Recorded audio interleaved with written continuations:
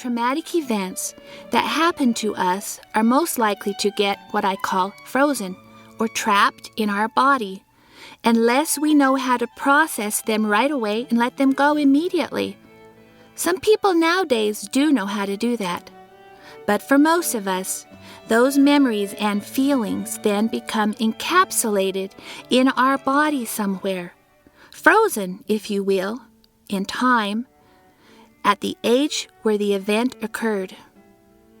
The feelings of profound sorrow, anger, humiliation, despair, bitterness, abandonment, shame, embarrassment, terror, panic, failure, and all of these emotions just don't magically go away. The subconscious, or the right side of the brain, is like a giant database. It is 9 times more powerful than the left side of your brain or the logical side. When an event happens, especially where there's a lot of emotion, it gets filed away with other similar events. These memories can then make it very hard for us to move forward in our life now. Self-sabotage becomes rampant. I know about that. I would lose massive amounts of weight to only regain it back again, over and over. When a subconscious memory comes up, it is not so that we can have a pity party. Not at all. It is so that by releasing it, we can move forward with joy and gratitude. It is truly then that we can let it go. I want to share a personal example of something that occurred to me when I was a child that has influenced my whole life. And I am grateful for this experience because from it, I learned and grew in the way that I was supposed to grow. And also maybe others can see how events in the past can affect them in their present moment many, many, many years later. So when I was young, around 4 years old, I asked my cousin David if we couldn't sneak in the freezer room downstairs and get some of his mother's delicious chocolate chip cookies. They were the best. I have Aunt Jean's recipe today, some 53 years later, but mine don't taste like hers did. It must have been the love she put in them. Anyway, to me at the time, it was worth possibly getting caught just to savor the taste. So David and I snuck downstairs and grabbed some of the cookies. With our hands full of cookies and our little treasure, stolen treasure, we heard someone coming down the stairs.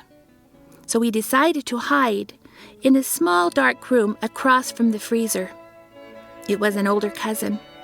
I think he saw us and decided to play a joke on us and to shut the door so we couldn't get out.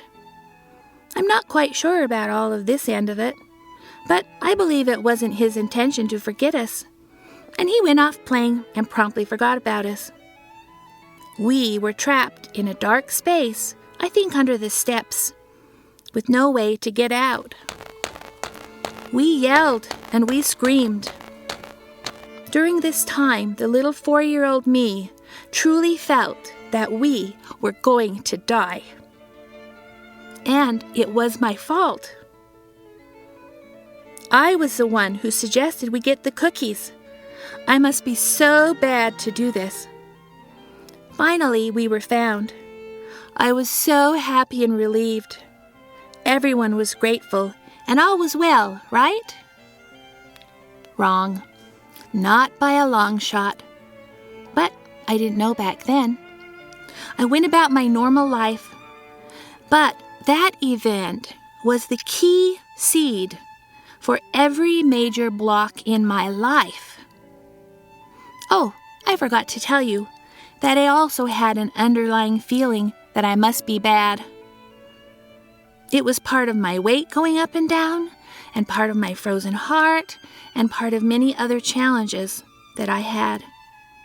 The thought, I am going to cause us to die, I am so bad, got lodged in my heart 3 separate times in what is called an addictive heart energy. It affected 2 separate places in my brain, caused energetic inflammation. My tendons were affected, and my pituitary were also affected. No wonder I felt shut down and shy at a young age. Now you might ask, well, how do you know how it affected you? The premise behind many new systems of healing is that your body has an innate intelligence. By asking questions and using kinesiology or muscle testing, you can get answers from your body.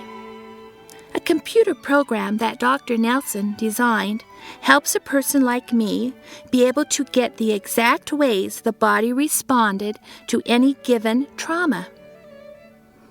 After a person finds all of the ways the situation affected the body, it can gratefully be released, and the body can get back to a state of homeostasis or balance.